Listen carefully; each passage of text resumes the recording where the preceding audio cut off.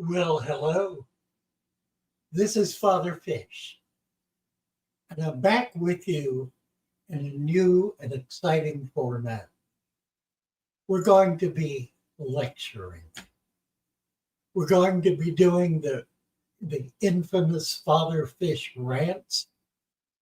We're going to be talking in detail about issues fundamental to the natural aquarium. So much has happened these past 5 or so years. We have grown and developed.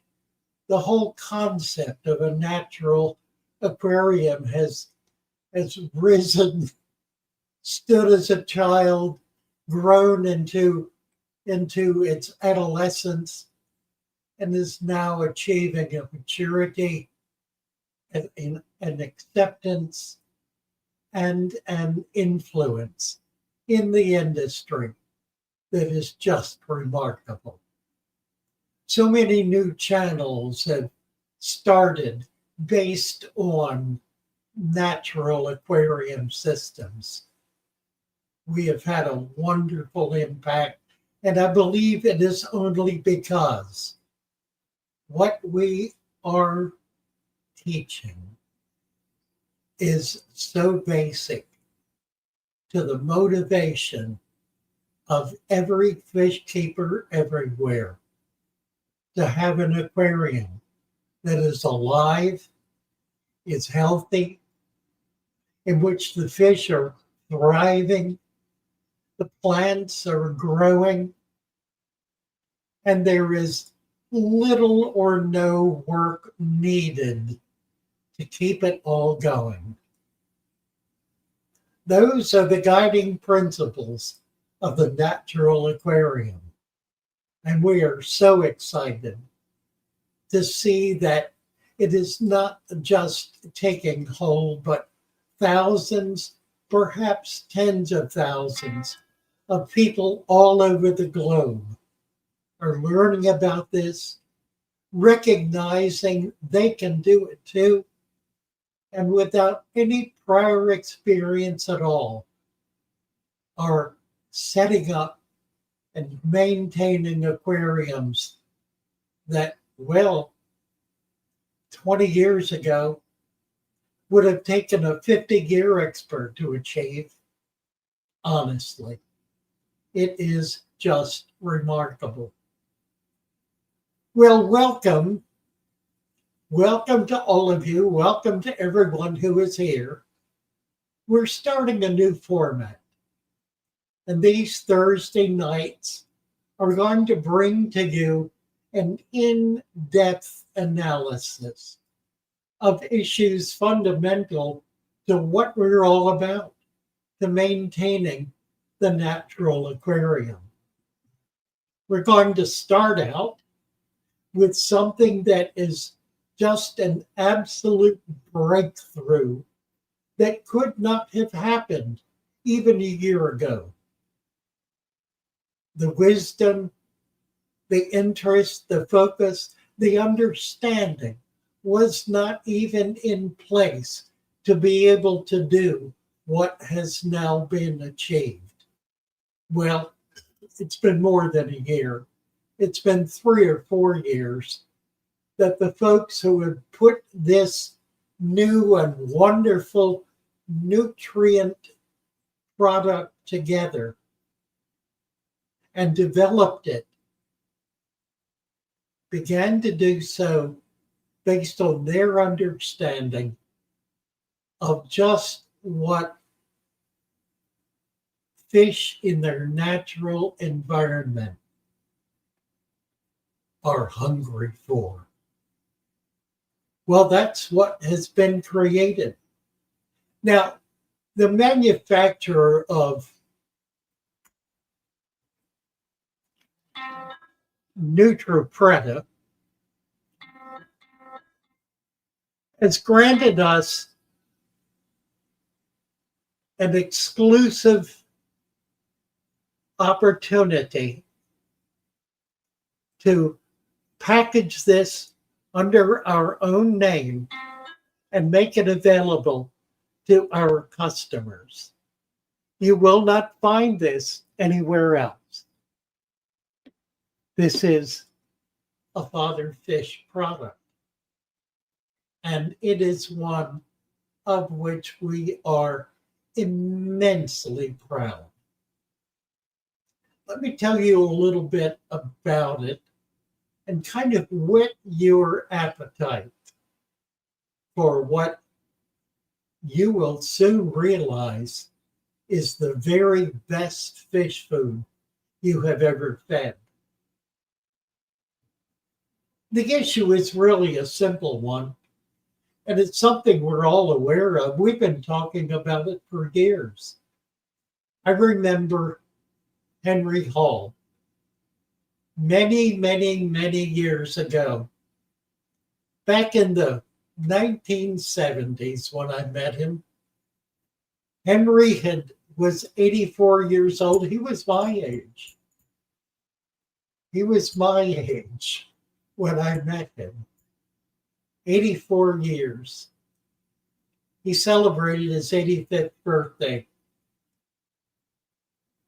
We did so together. He married a woman at 84 years old. Sadly, he only lived a year after that. And Regina was devastated to have lost this wonderful, loving, gentle, sweet man. I do have a picture of him somewhere. I've not been able to find it. My library was destroyed many years ago, long after I knew Henry. And I'm afraid many, many things were lost.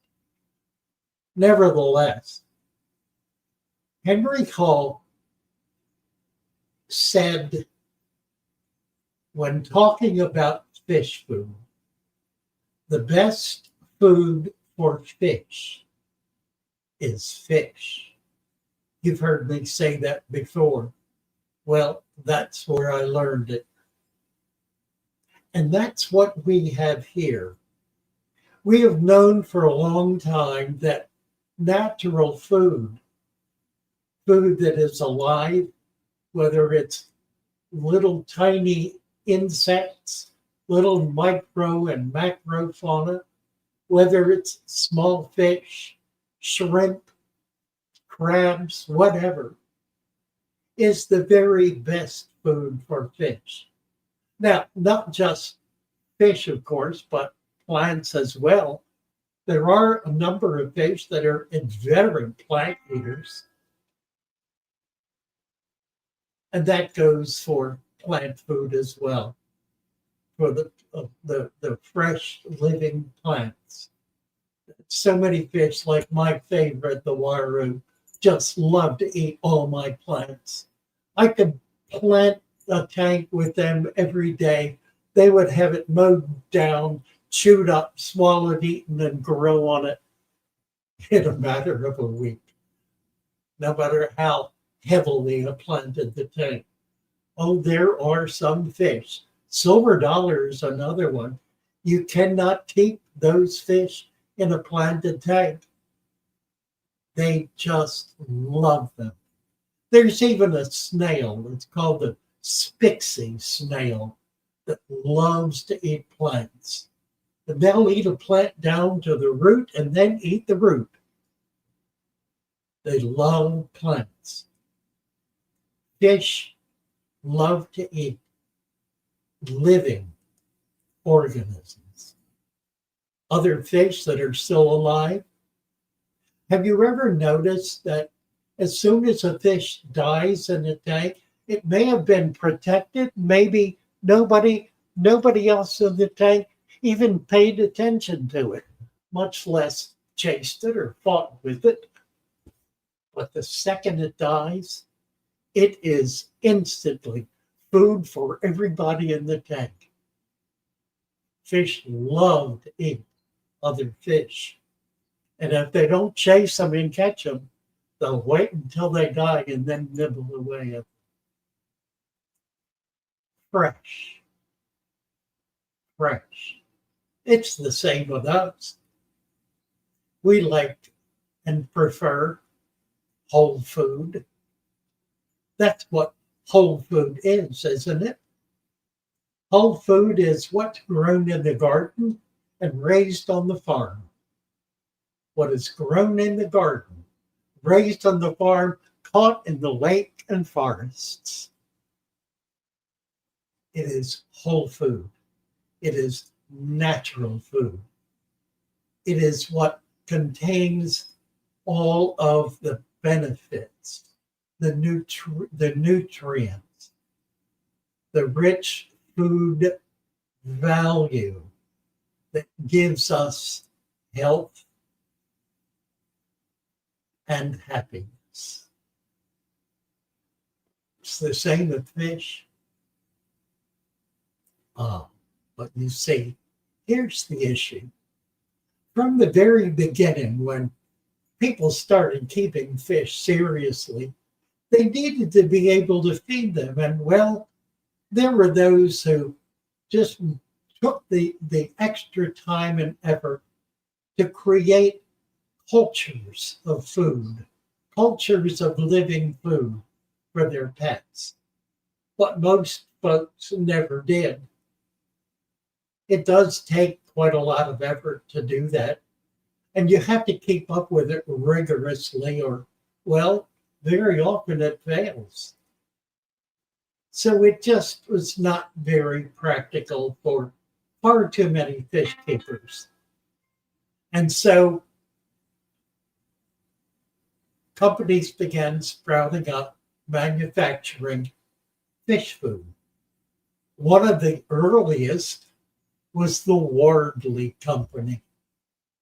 And Wardley created a fish food that stands today probably as one of the best ever created.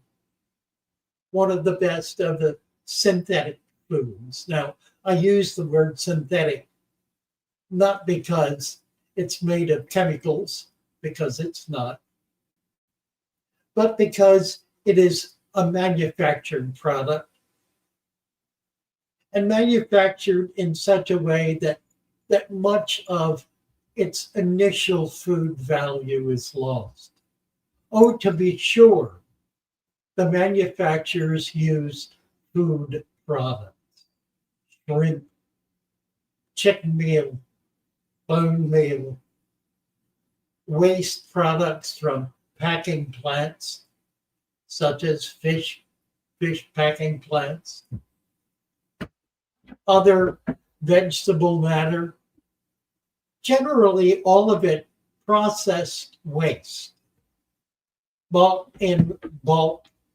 boiled, baked, and reduced to a powder or a flake or a little pellet, packaged and sold, and manufactured in such a way that it, once packaged, it could sit on a shelf for an indefinite length of time.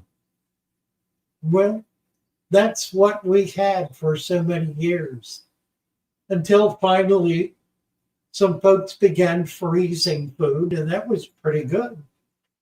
Others began dehydrating food, freeze-dried food. Well, freeze-dried removes the moisture, but in reducing moisture, you also reduce the fatty acids, the elements in the living creature that provide the greatest benefit. So while freeze-dried is there are some new processes now in freeze-dried. I'm working with a few to see how they do. Generally, I don't like them. They really don't have much more food value than any dried processed food. Both are lacking. They're lacking in what fish go after. They're lacking in those natural oils, the natural fatty acids, the natural organic material that that is what is digestible and what provides nutrition, what provides for the blood and the flesh of the fish. So what has happened now? What has happened? What is this? What is this nutripreta? And why am I going on about it? Well, let's open it up and take a look. These lids are snug. There. Well, by golly, it's a flake. Look at that, a flake. Ooh, but look at the color. Look at the rich brown color. Now, we don't have smell-o-vision. You can't smell this, but oh, it's heavenly. It smells like dinner. These are flakes. There are big flakes. There are smaller flakes. Some of them are really quite large. Let's see if I can find a big one here. Yep. Very nice flakes. Now, this is a flake that is soft. It's soft to the touch. It crumbles very easily. It's an extremely soft, delicate flake. Its process is very, very different from the flake food that you're used to feeding your fish. That flake food is comprised of, well, I said it earlier, of waste product for the most part, waste product from packing plants, seafood packing plants, meat packing plants, chicken packing plants, whatever. It's the waste product, what is left over that's thrown into trucks. Generally, it's packaged and shipped out to remanufacturers, resuppliers who buy it cheap, who boil it, flake it, dry it, break it down, and then make a thin slurry out of it. Put it under a 300-degree lamp, 300-degree temperature oven, and bake it hard. That's flake food. That's how flake food is made. This is not made like that. This is raw material. This particular one is shrimp and garlic. It is shrimp and garlic that are made into a slurry, ground into a fine paste, to which are added a bulk of vitamins, supplements, are then spread out in a cool, dry area, a cool, dry tray, and allowed to dry at a temperature of about 110 degrees until it is this constitution. Amazing stuff. You can smell the freshness in it. Now, it's not going to sit on the shelf for 10 years and be the same as it was 10 years earlier. The recommended shelf life is about 6 months. I keep mine refrigerated, although you really don't need to. You can put it in your fish room and feed it in a quantity. This is a good quantity. Will last a few months, and it'll keep for a few months. It'll keep for up to 6 months, at which point it begins to do what anything else alive does. It begins to sour. Probably still good food, but it never seems to last that long. I have some sitting here on my desk. This, well, I've got another one half empty, actually. It's right here. I've been feeding that for about a week. So in all of my fish, and I feed this to all of them. That's about a week's worth. So one of these lasts about 2 weeks with my 40 odd tanks. Doesn't take a lot, but it's again, it's very soft. It softens when you put it in the water. It instantly goes soft. It doesn't melt. It doesn't just fritter away. It stays in its composition and its flake composition, but it softens very quickly. And the fish eat it very rapidly, and I'm just obviously enjoying it. It's not something that's hard or difficult to swallow. It's not something that stays rigid at all. It's soft, like eating any kind of soft food. Now, there's another little trick to this that I've learned that I find really exciting. And I wanted to kind of give you an idea of what I'm thinking here. Here's a little bit of water. Let's make it a little less. Here's a little water. I'm going to take some of this flake and put it in the water and stir it around. And we're going to, now if you see, can you see that? It's maintaining its constitution. In other words, it's still a flake. It's not melting. But you can now pulverize this. I probably put too much water in and make it a fine paste. And it is a magnificent food for baby fish.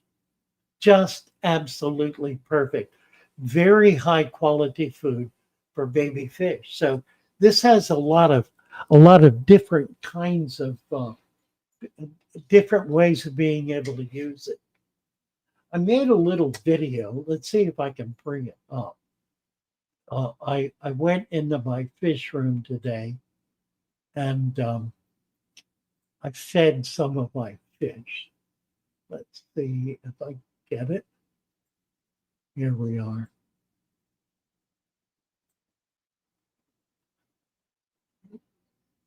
Watch this. Full flake. Something brand new and remarkable in processed fish food. This is as close to a natural food as it is possible to get. It functions perfectly as a natural fish food. Now, as such, it should be of special interest to the fish. Let's see how these guys do.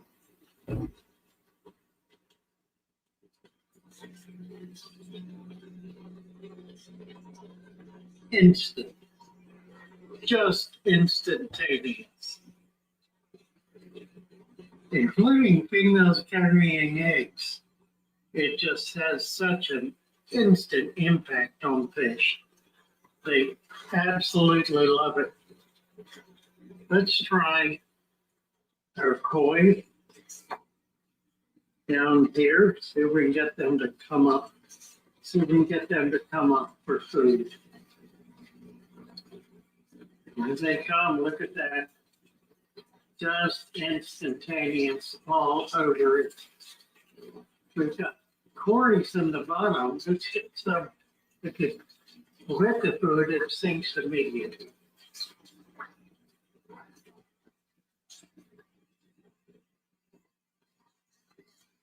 All up at the top, all excited. And they will eat until every flake is gone. Hope the cories came right over for it. That's right where we dropped it. A little more down there.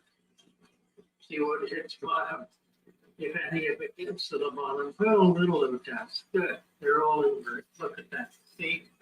You see them on the bottom? All over. Even the cords are actually. This is an amazing fish soup.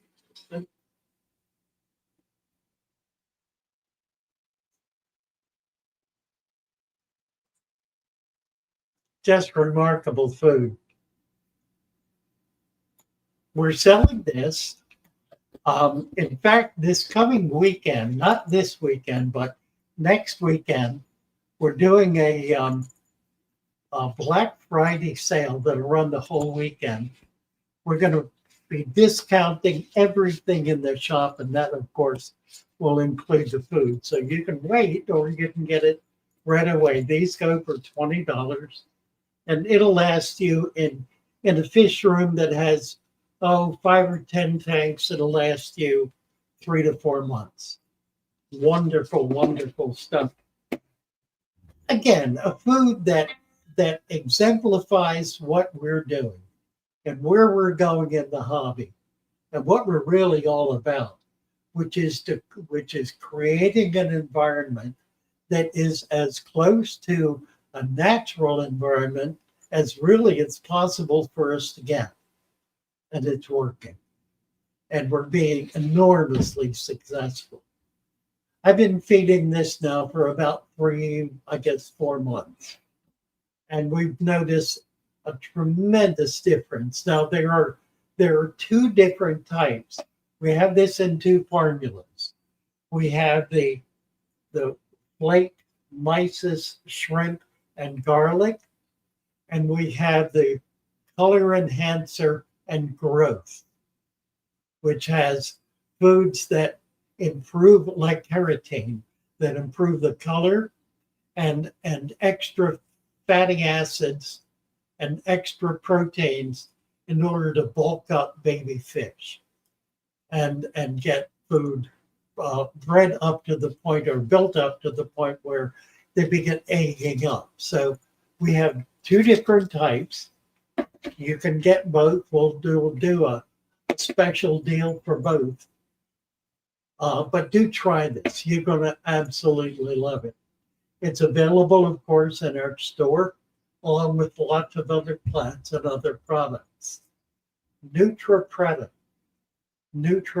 something so new, so exciting, so extraordinary that it just is taking the hobby by storm.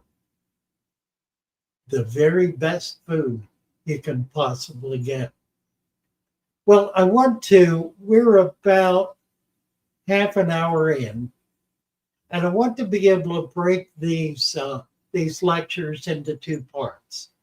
I want to be able to do the first half as a presentation, and then the other half go to the chat and chat with you about what you're doing in your hobby. I did not post a link, although I could do that. We could even bring some folks up. Let me get a link posted. There's no reason we can't do that. It'll just take me a minute to get there. I think I can do this. Let's see.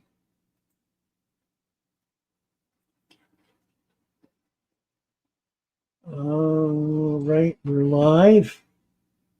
I'm going to post this link. I'll just post it for now.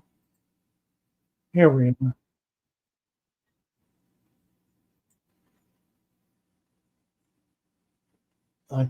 Let's see if I can do this. Here we go. I'll post the link and then I'll tag it. Pin it there. There we are. Okay. So let's see. What are y'all talking about here? What's going on? I'll tell you what, I'm not going to scroll back. But if any of you have any questions or observations, make them now, because I'm going to follow the chat from this moment forward, from 8:29 forward. I'm not going to look back. I'm not going to go back. I'll get lost if I do. Half an hour chat with this gang uh, will take me half the night to get through it all. So make your comments now that you want me to read.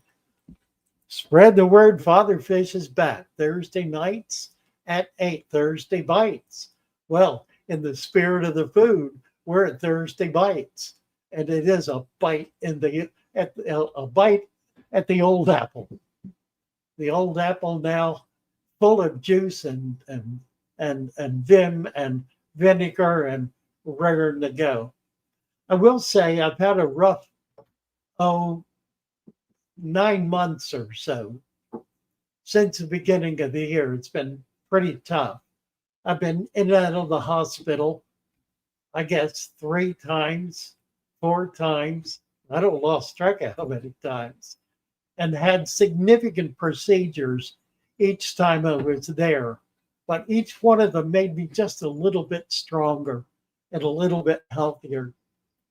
I'm down. I finally reached my weight goal and got down under 200 pounds. That happened just a week ago. So that's something I'm still very excited about and trying to hold on to. I get back up a pound or two and then got to get back down. So it's there, but it's not holding solid yet. I need to get down to about 195 for it to be solid, but I'm getting there. I'm working on it. I have a new pacemaker that is the Cadillac of pacemakers, what my doctor said. It triggers both sides of my heart. Oh, that's funny. The camera just is looking at it sideways. Right there it is. It triggers both sides of my heart, which means that the problem I was having of my heart not beating strongly enough on one side has been corrected, and I now am I'm now heartfelt and fully hearted out. And in fact, the doctor said that this will strengthen the weak side of my heart and should make me even healthier. So I'm getting better. I've got a cold this past week. I'm pretty well over that finally. And just and the other issue is I've been really struggling with how to proceed, and it finally has come clear that this is the approach I want to be able to take. I want to be able to focus in depth on where we're at, what we're doing, give folks a chance to really learn with some deep understanding the procedures that we're employing and the systems that we've developed, the products that we've designed, and why all this and how all this works together. We have developed, as you know, a number of products that are basic to being able to be really successful and effective at maintaining a natural aquarium. Perhaps the greatest single piece of work is a book, which is right now available as an ebook on the natural aquarium. We just, however, received our final layout from the printer of the book. It's about 400 pages long. It's a major tome. We're going through that now. It looks really good. We will then do the cover, front and back cover, send it to the printer, and we'll begin printing hopefully as early as January. So we could have some copies late January, early February. Certainly by late winter, our book is going to be available, and we could not be more excited about it. So there's that as well. Well, let me get to some of your comments here. The girls have been doing an amazing job. I know they have. And Dina has now developed a Wednesday night that is just wonderful. Just so proud of her and so excited. She's doing what she loves, and that's really the key to making these live streams and making YouTube channels work, to do what you love and to share it. And that's what we're all about. We're doing what we love, we're sharing it, and so many people have been able to benefit and share with us their own journey in maintaining these wonderful, wonderful aquariums. Good to see you too, Zach. Let's see. If fish died of a parasite and the other fish ate it, but they also get sick? Generally, no. There are exceptions to that. The internal worms are an exception to that. But any external parasite is not going to stay on a dead fish. It'll drop off. Internal parasites are another matter. They are, however, pretty easy to deal with. And this food is one really excellent source of not just nutrition, but health. The garlic in this food kills internal parasites. So it acts as a prophylactic for your fish by keeping them healthy and keeping all of those internal bacteria and internal parasites from being able to to get established in your fish's gut. What else we got here? Compare and contrast printed food versus live food, which is not nearly as convenient.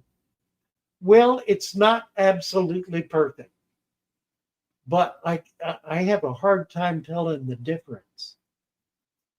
It is so close that it's going to take a while to really see the difference. There's no question but that this is not live food. And so it's not going to have the same level of organics that live food will have. But boy, it's close. I mean, it's as close as it's possible to get.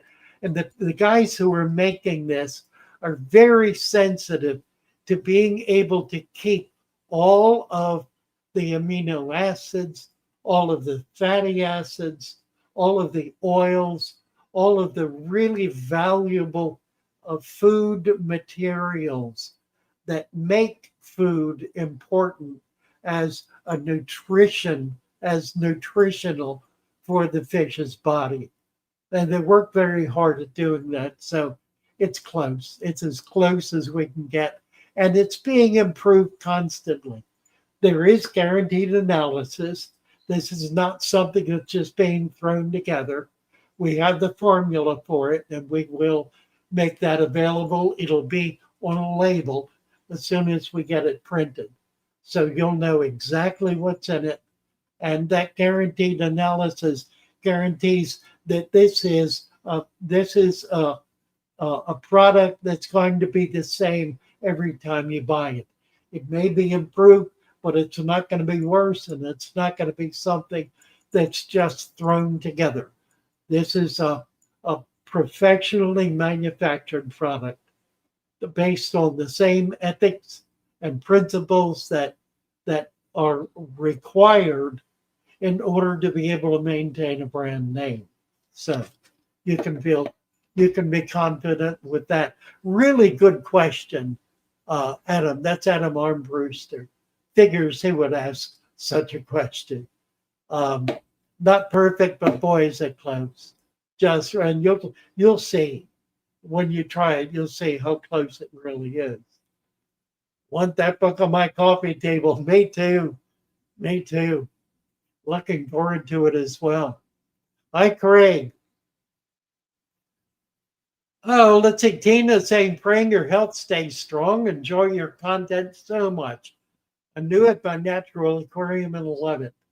Do you know I have had so many new hobbyists, people who have never had a fish tank before in their life, buy our soil,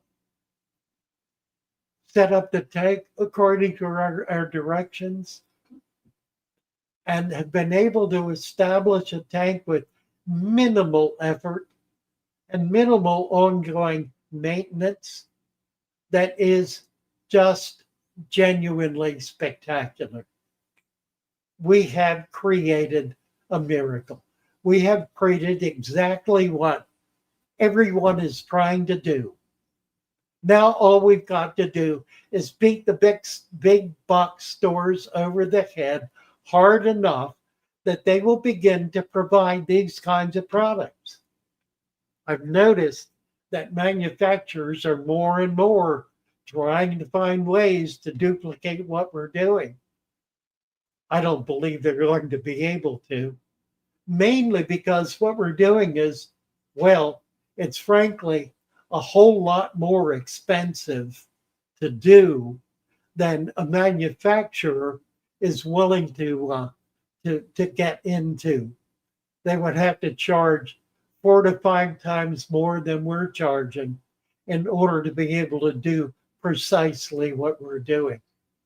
So we'll see. We'll see. Where there's a will, there's a way. And I'm sure some competition will come along at some point that'll just knock my socks off. And that's the point where I'll settle in and feel good about the fact that I've impacted the industry to such an extent that they're trying to copy me and doing a good job of it, I hope. What else is there being asking if ebook can be downloaded in different languages? No, I don't think so. Although with AI, it should be possible. I don't believe we've looked at it. Let me do that. Let me ask some of our folks to look into it. We'll see what we can work at. It should be fairly simple, actually. As an ebook, you should be able to submit it to a AI translation service and be able to achieve that very simply. But let's see what we can find out. I don't think it's going to be a problem. Been asked if ebook can be downloaded in different languages. Right. Nature has all the answers. Nature is all the answers. That's exactly right. You know, it's kind of interesting. The notion that the nitrogen cycle is just so important and is taught to be so important to the new hobbyists. You have to learn the nitrogen cycle. Well, the reality is that the nitrogen cycle is what it is. It's ammonia turning into nitrate, being consumed by plants. That's all it is. And it happens automatically. It happens all by itself. You don't need to do a thing. Now, if you try to maintain a very sterile tank, it'll take you a little longer to achieve it. But if you set up a natural aquarium, it's instantaneous. It happens that fast. And the reason is that plants don't care whether it's ammonia or nitrate or nitrate. They don't care about all that. They just eat it all. Plants take in ammonia directly. They consume it directly. So the minute the fish pees, the plant's eating the pee. Nature is remarkable. That's only one process. Only one process. We've identified about 50 different processes that occur in establishing a tank. And we've discerned that there are hundreds, almost certainly thousands more cycles and processes and developments, things that occur in the tank that change the tank, that mature the tank, that mature the soil, mature the water, mature everything that's going on in there. That's why I make a big deal out of water. Changing water is not usually a smart thing to do. Not if you have a healthy, balanced aquarium. In fact, it's a very dumb thing to do because that water has changed and developed and is carrying in it the foundations of health for the fish and the plants that are living in it and the other microorganisms. It works in simpatico. The water becomes simpatico with with the animals living in it. It forms a unified structure, if you will. It's an organism, the parts of which fit together and work together as an organism. So the whole process, the whole aquarium becomes an organic experience. Now, it can go out of balance, to be sure, and you need to be sensitive to that and see it when it happens and make some modifications. I do water changes. I don't do them all the time, but I do them. When I see a tank that's slipping, getting maybe too much algae, water getting a little kind of, I call it thick. It's almost slimy. It gets a little too organic. I'll soften it up. I'll take some out and put new water in to kind of freshen it a bit, just as the rain would. Think about rain, though. Think about this a minute. If an inch of rain falls into a 100-acre pond that's 8 feet deep, an inch of rain, how much dilution occurs? 1 in 1%. 8 times 12 is 96, 1 of 96, approximately 1%. So if it rains every day for a month, well, that could be 25, 30% in a month. It could be. If it rains every day, an inch of rain every day, which of course it never does. You may get an inch of rain once a month. You may get a quarter of an inch of rain or an eighth of an inch or a 16th of an inch every day. What would that be? 5, 6 inches, 7 inches in a month? 7%, 5%. Think of that. Understand what rain really does. It dilutes, but it doesn't change. It dilutes. Little bit. Dilute your tea. You're not going to dump a half a glass of water in strong tea or strong coffee. You put a little bit in. Just lighten it up a bit. Like that. Think of it that way. Do we need a bubbler for air in the tank? You do not need it, and that's not the main benefit of it. The main benefit, I believe, and this is the reason I have I've got sponge filters in virtually all of my tanks. I don't do it in little jars, but I do it in or little bowls. But I do it in my tanks so that the water is moving. I don't get pockets of dead water. One of the problems that hyperpollution has created in Florida with the red tide is that it settles in pockets where currents, tidal currents, avoid certain areas like mound areas in the seabed in relatively shallow water, where the water will be still. The water will swirl around it, and it'll create a dead spot. That dead spot, an excess amount of algae will burn up all of the, or bacteria will burn up all the oxygen. And then everything below that that's oxygen dependent dies. even the plants will begin to die, and they'll release bacteria which will kill the organic. So it creates a dead zone. Now, that happens in an aquarium in two ways.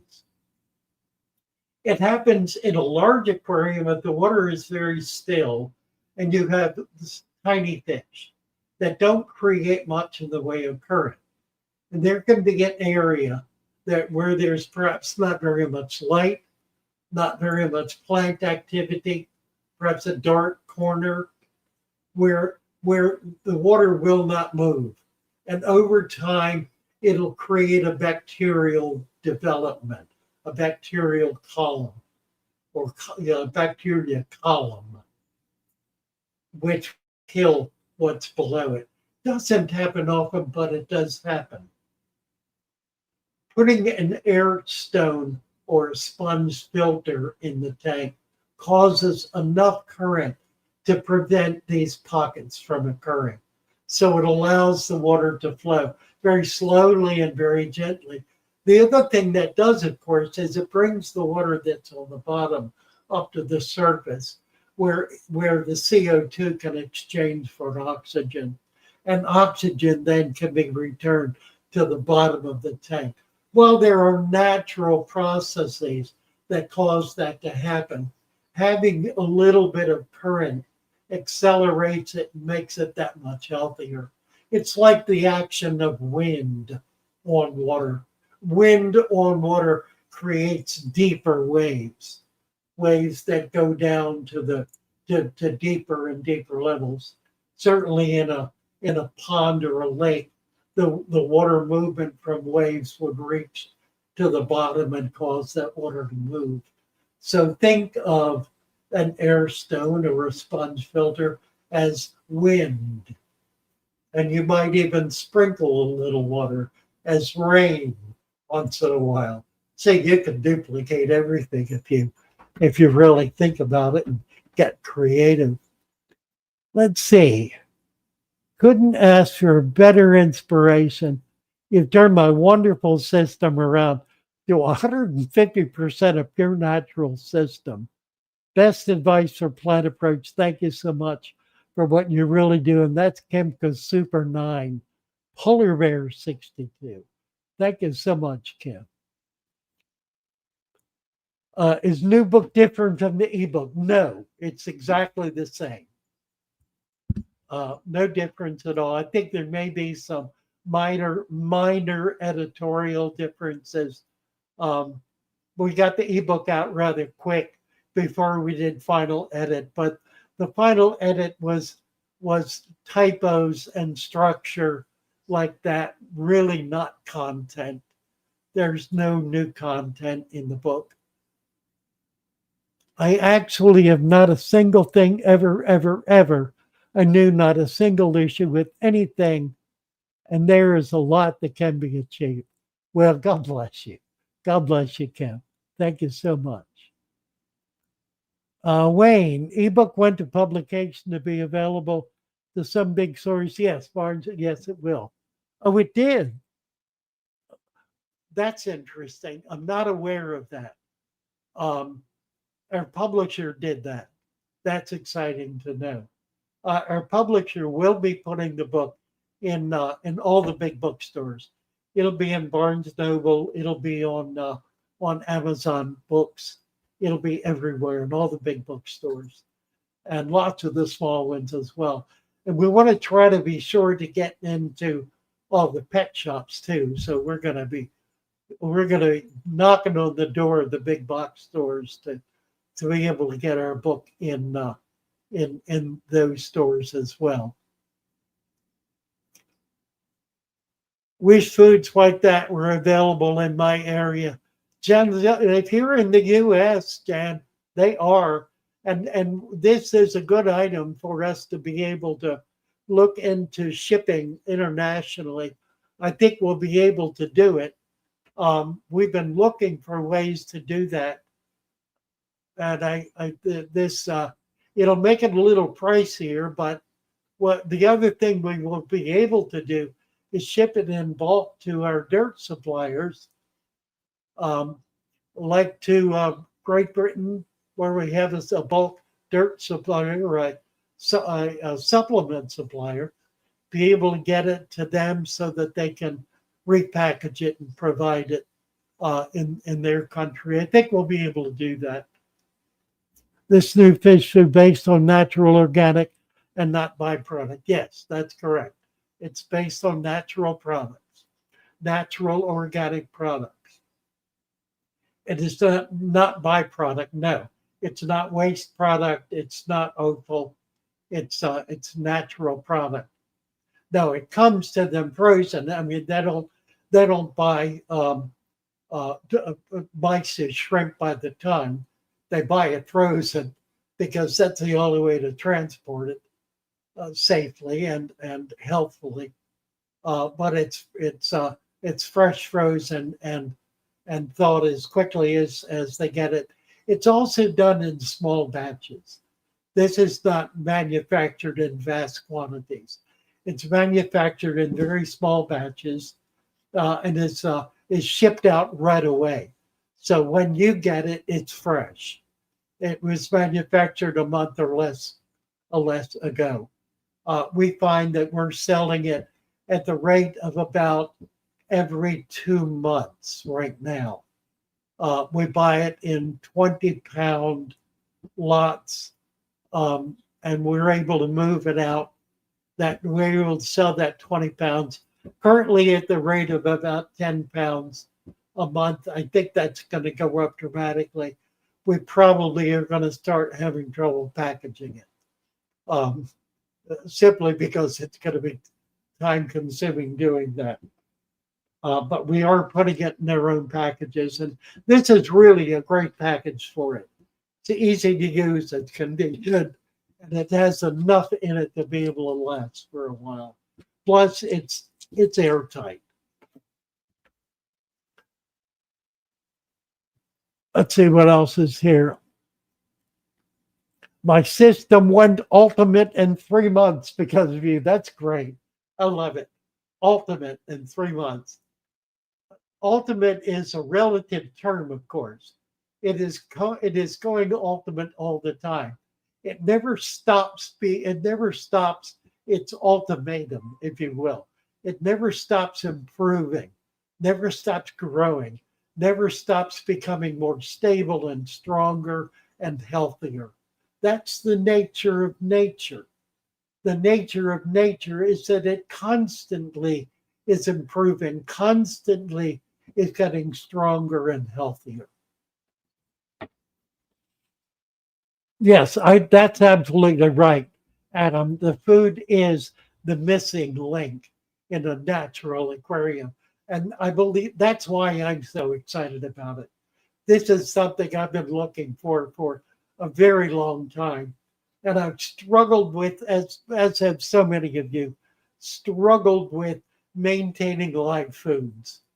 I'm busy. I'm just busy doing way too many other things, and I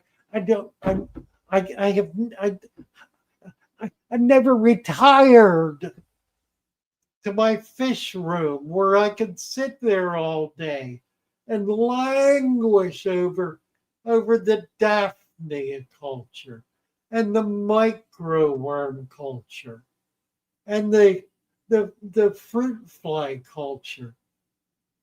Oh, oh, those days. I long for those days. No, I don't. I really don't. I mean, I love it. It's great fun, but what I'm doing is so much more fun, so much more engaging. It keeps me in touch with you, keeps me out of the house, out of my brain, and into places where I can be sharing with others. That's why I have a shop.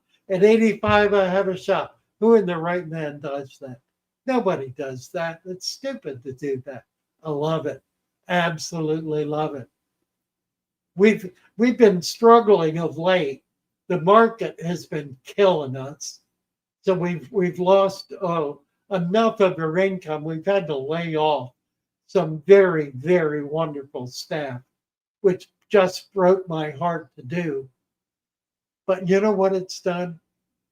it's put me back in the fish room. And I'm loving it. I'm feeding my fish. I'm taking care of my tanks. It's just Brenda and me, and we're doing it all. Bryce is along for the ride too, and he's a young man. He's such a big help. He's he's he knows a lot more than he thinks he does, and he's a lot more competent than he thinks he is too. But it's really sweet working with him. He's such a wonderful young man, and Brenda's just an absolute trooper. Absolute trooper.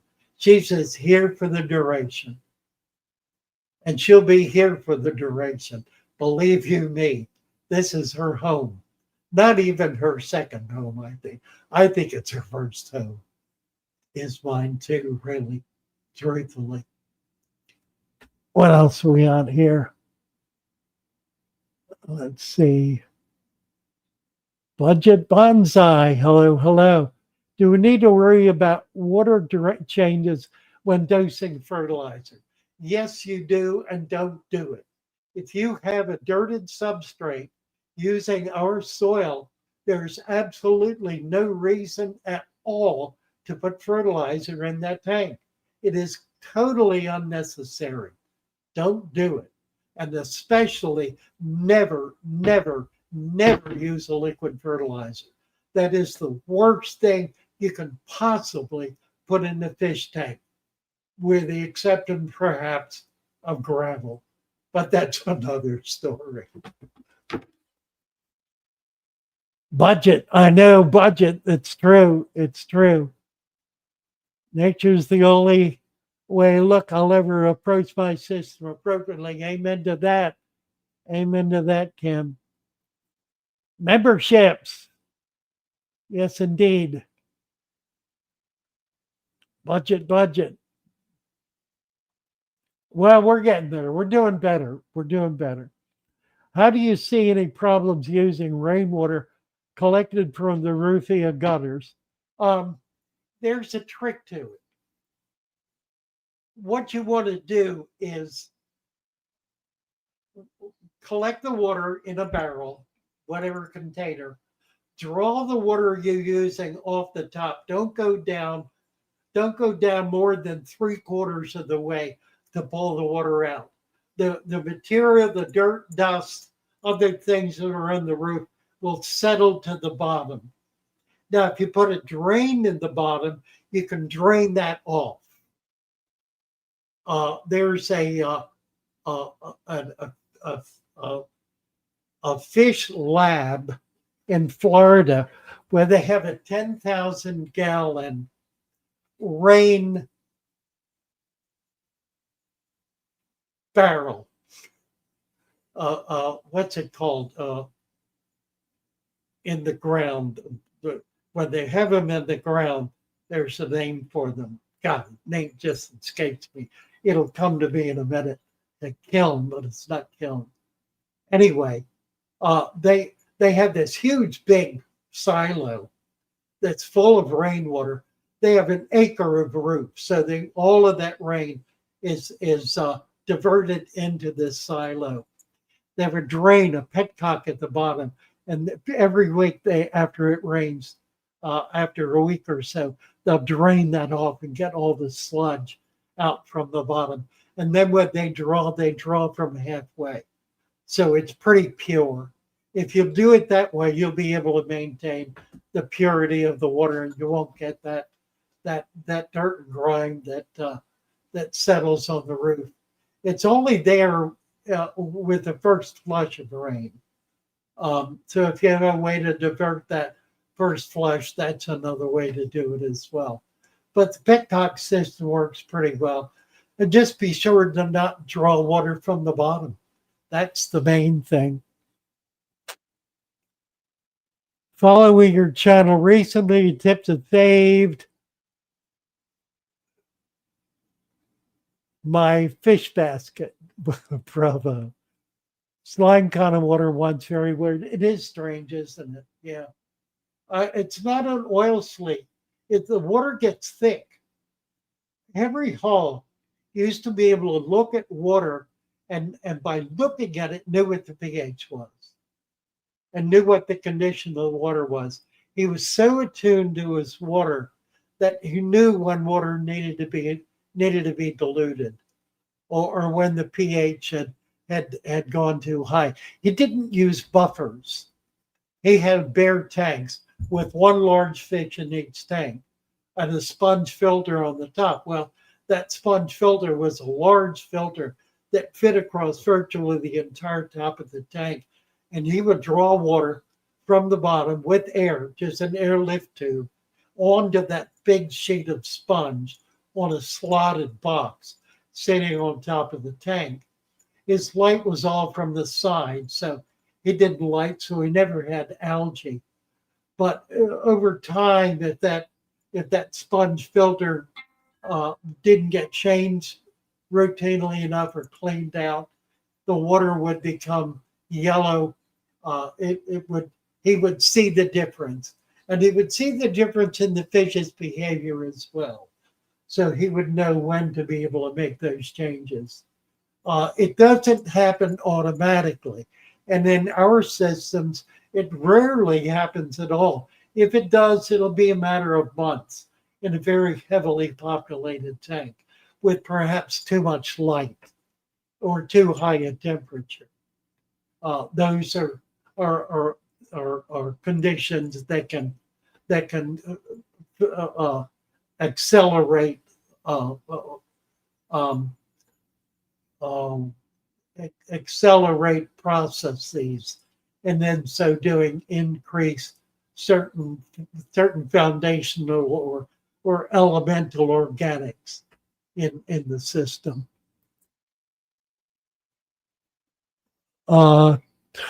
Tina is saying my plants are growing like crazy. I have to trim them and put them in mason jars, trying to save them because I'd like to get another tank to put them in and get some more water. Um, Talk to some local shops, local hamburger shops that sell pickles. They'll have pickle jars. See if they can save you gallon pickle jars. They're wonderful. I've got dozens of them. My goal is to get 100 pickle jars, gallon pickle jars, and then I've got to do better than all of them. We're already growing out plants in pickle jars. So pickle jars are wonderful. And there are not enough of them to go around. But hamburger shops throw them away. They don't keep them. So go talk to your hamburger shop and see if they have a problem getting rid of their pickle jars. Should I worry more about slight water changes when dosing fruit? Stop dosing fruit. I'm telling you, don't do it. It's the worst thing you can do. If you're dosing fruits, that means you have a dead tank. That means your tank is so out of balance that you have to keep putting nutrients in to feed the plants. If that's true, you have a sick tank. Don't do it. It is the worst solution to a bad problem.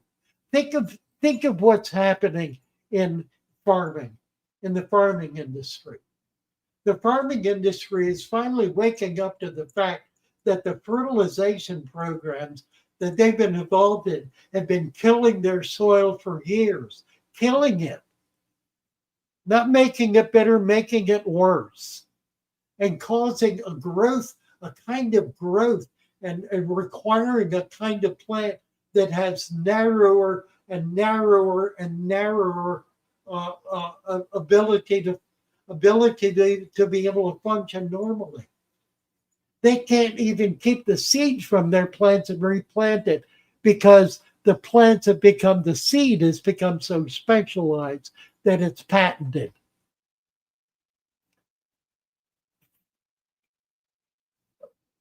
Quality farmers committed to a quality product, are running away from this kind of industrial farming because it destroys the soil and it creates food that has less and less nutritional value.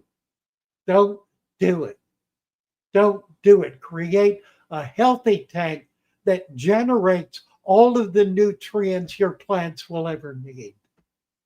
All of the nutrients your plants will ever need. All of the nutrients your plants will ever need are created naturally in a natural system. They don't need more than the system is capable of creating. Don't put fertilizer in your tank, it kills the tank.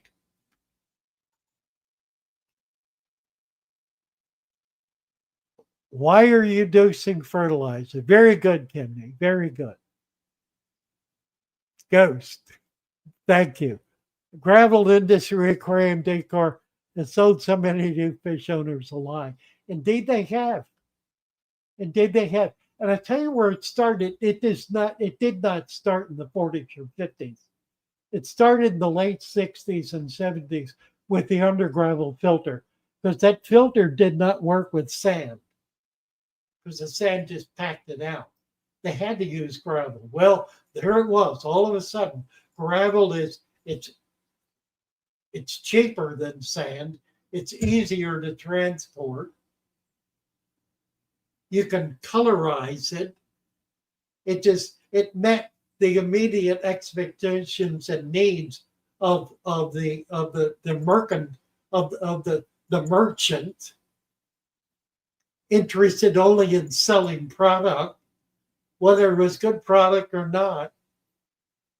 And it was a simple enough matter with this under gravel filter. Oh, well, you got to have gravel. A friend of mine, John Coleman, was the head curator at Shed Aquarium. Also worked at Lincoln Park before that. Shed Aquarium. The head aquarist at Shed Aquarium.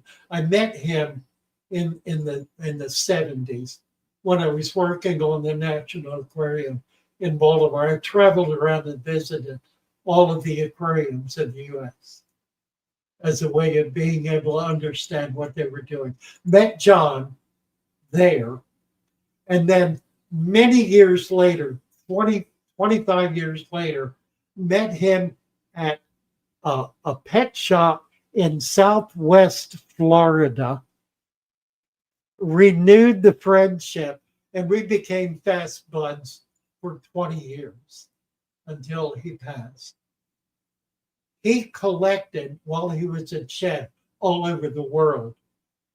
He was one of the top collectors, literally traveled all over the world collecting specimens. One of the areas he loved to go to was the Mediterranean, and especially the waters around Spain and Italy, which are colder water that goes down into the 40s and 50s, where there are kinds of animals that don't exist elsewhere. There was an aquarium that he visited in Madrid, the curator at which had created a filtration system based on drawing water out of the Mediterranean and filtering it through his system and back into the sea, a so-called open system. To do this, he created trays, vast trays. It was really grates with fine holes in the grates, and then capped it with a gravel, a relatively fine gravel. That was the foundation of the gravel, of the undergravel filter system. John brought that back to Shed Aquarium and employed it at Shed Aquarium. And the industrialists then took that concept and converted it to slitted trays with gravel on top. And that became the undergravel filter, which was all the rage in the late 60s, 70s, and into the 80s, when everybody finally gave up on it because it's really a piece of crap. John swore by it until the day he died, but he had a way of doing it that was like nobody else. He allowed it to mature, and he never cleaned it. He never broke it down. So it became a natural system. He would not admit it, mind you, but it did.